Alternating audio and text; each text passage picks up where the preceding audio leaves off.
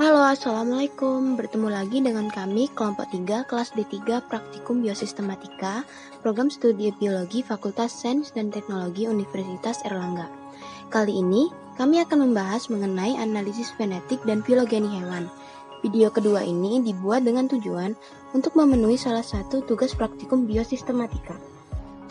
Pada video kali ini, kami akan menjelaskan mengenai pembuatan fenogram, kladogram, dan pohon filogeni. Penyusunan kladogram ini bertujuan untuk mengetahui hubungan kekerabatan pada hewan dengan metode Wagner, yaitu pengelompokan berdasarkan karakter apomorfi.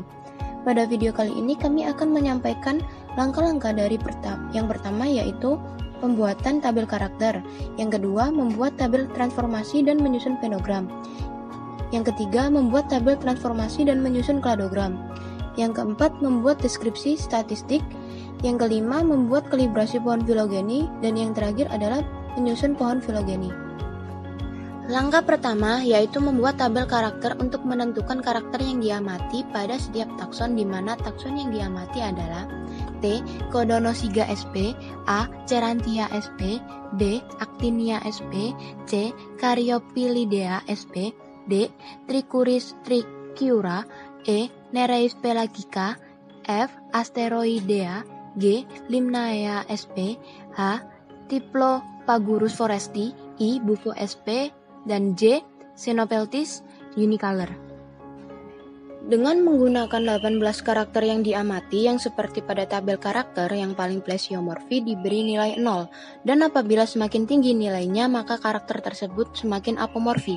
Kita ambil contoh seperti karakter nomor 1 berupa sumbu simetri yang dibedakan menjadi 4, yaitu asimetri radial, bilaterial, dan radial sekunder, di mana takson T sumbu simetrinya adalah asimetri karena saat dipotong tubuhnya tidak beraturan, maka takson T diberi nilai 0.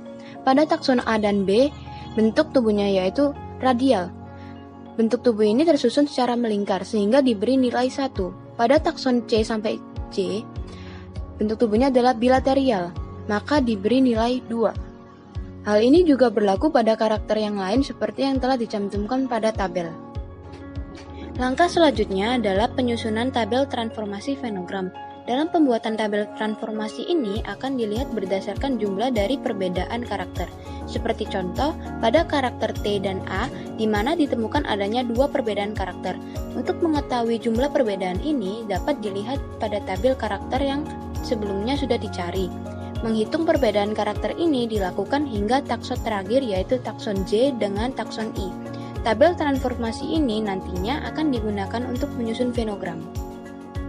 Selanjutnya yaitu penyusunan fenogram, yang pada proses pengerjaannya didasarkan pada tabel transformasi fenogram. Pada penyusunan fenogram ini akan terdapat 10 tahap, yaitu pada tahap yang pertama memilih takson yang memiliki jumlah perbedaan paling sedikit, yaitu takson E ke takson F, di mana perbedaan antara takson E ke takson F yaitu 1, kemudian dibagi 2 untuk menentukan jarak pangkalnya, dan didapatkan hasilnya 0,5.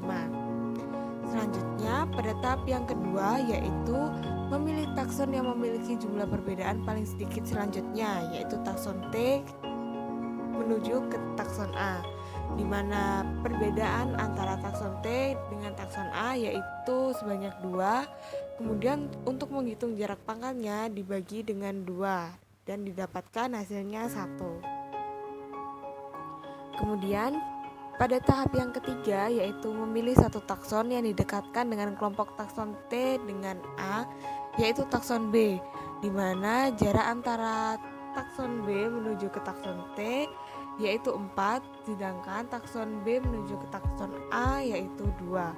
Kemudian dibagi dengan 2 dan didapatkan hasilnya 3. Untuk penghitung jarak pangkalnya, hasil 3 tersebut harus dibagi dengan 2 dan didapatkan hasilnya 1,5. Selanjutnya untuk mempersingkat waktu, di sini akan dijelaskan tahap yang ke-8, yaitu di mana memilih satu takson yang didekatkan dengan kelompok takson E, F, C, D, G, I, yaitu takson G, di mana takson G menuju takson E perbedaannya yaitu 7, takson G menuju takson F perbedaannya 8, takson G menuju takson C perbedaannya 8, takson G menuju takson D perbedaannya 8, dan takson G menuju takson J perbedaannya 8, dan takson G menuju takson I perbedaannya 7. Kemudian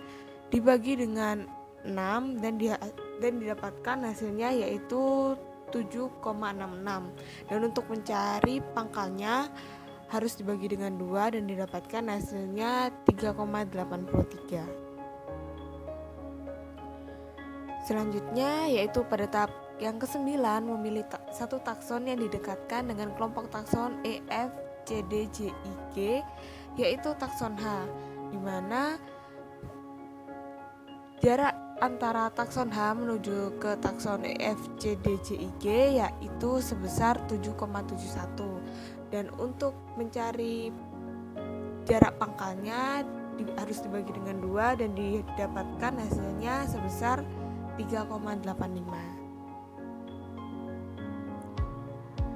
Selanjutnya pada tahap yang terakhir yaitu pada tahap ke-10 yaitu menghubungkan antara kelompok takson TAB dengan takson E, F, C, D, J, I, G, H, di mana jarak kelompok takson TAB ke kelompok takson E, F, C, D, J, I, G, H harus dihitung satu persatu sehingga didapatkan totalnya yaitu sebesar 32 dan dibagi dengan jumlah takson TAB yaitu 3 dan didapatkan hasilnya 10,67. Kemudian dicari jarak pangkalnya di mana 10,67 dibagi dengan 2 dan didapatkan hasilnya sebesar 5,33. Berikut adalah hasil fenogram yang didapatkan dari perhitungan yang telah dilakukan.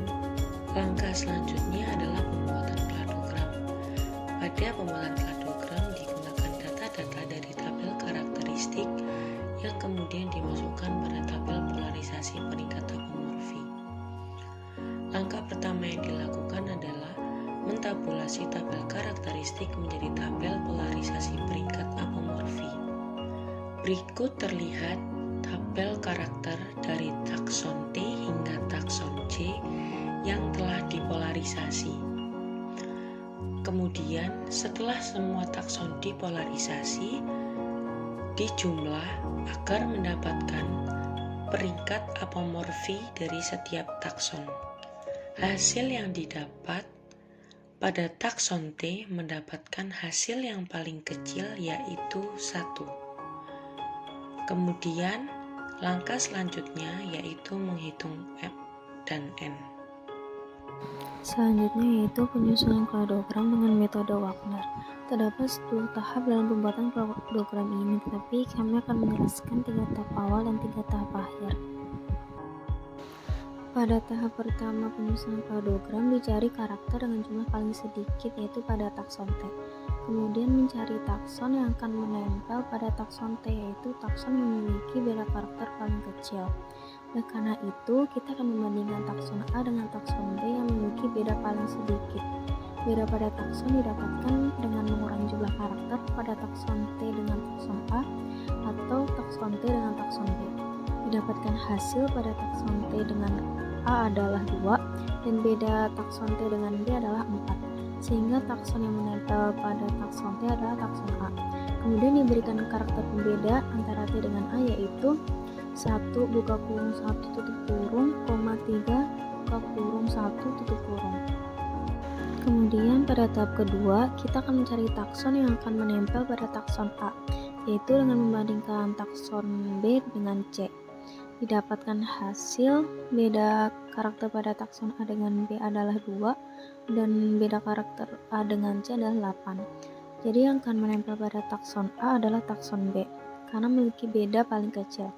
Kemudian diberikan karakter pembeda antara takson A dengan B yaitu 14 buka kurung 1 tutup kurung dan 15 buka kurung 1 tutup kurung. Selanjutnya pada tahap ketiga kita akan mencari takson yang akan menempel pada takson B, yaitu dengan membandingkan takson C dengan D. Kemudian didapatkan hasil beda pada B dengan C yaitu 6 dan beda karakter B dengan D yaitu 6. Karena beda karakter antara kedua takson sama, kita bisa memilih salah satu di antara kedua takson tersebut. Di sini kita memilih takson C, sehingga yang menempel pada takson B adalah takson C.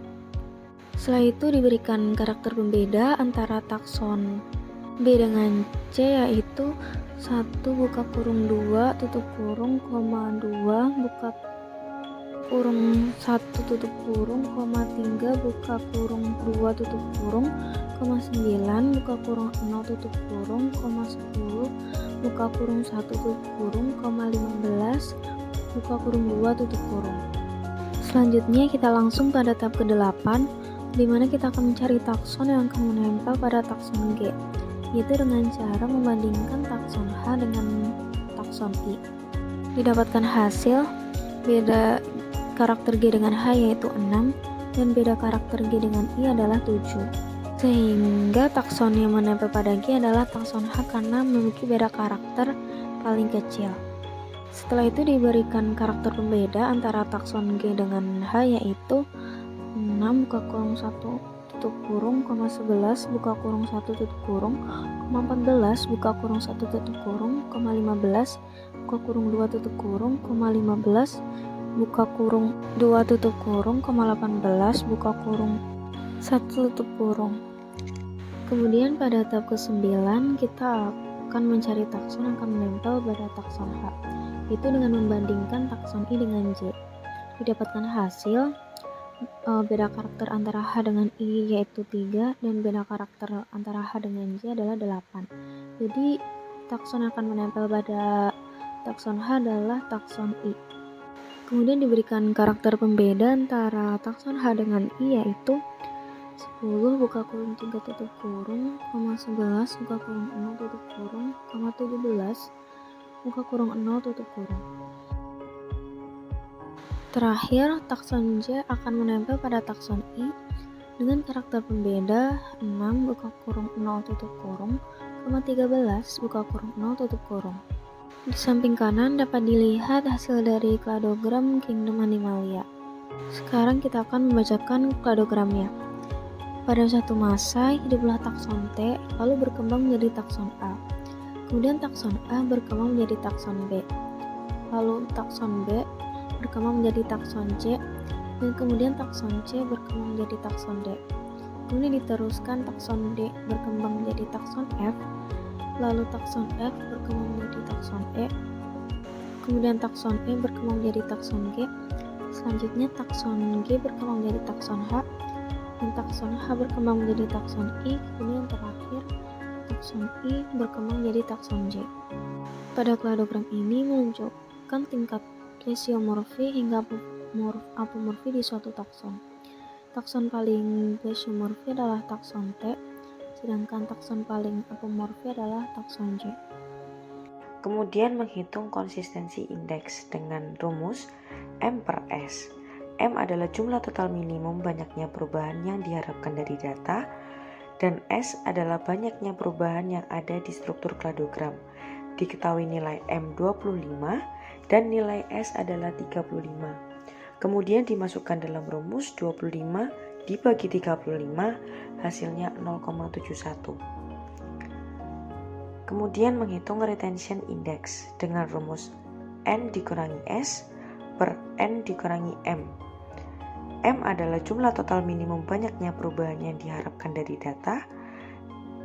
N adalah jumlah maksimum perubahan pada kladogram, dan S adalah banyaknya perubahan yang ada di struktur kladogram. Diketahui nilai M adalah 25, nilai N 41, dan nilai S 35. Kemudian dimasukkan dalam rumus 41 dikurangi 35 per 41 dikurangi 25. Hasilnya 6 per 16, dan hasil akhirnya yaitu 0,375.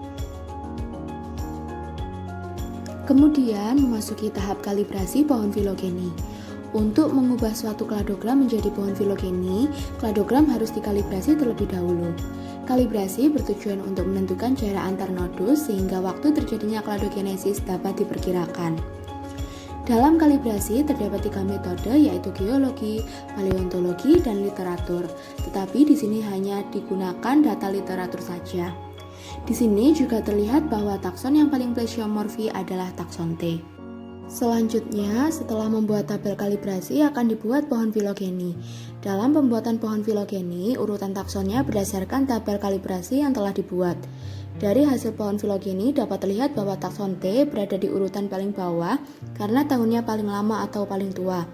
Sedangkan takson H berada di paling atas karena paling modern.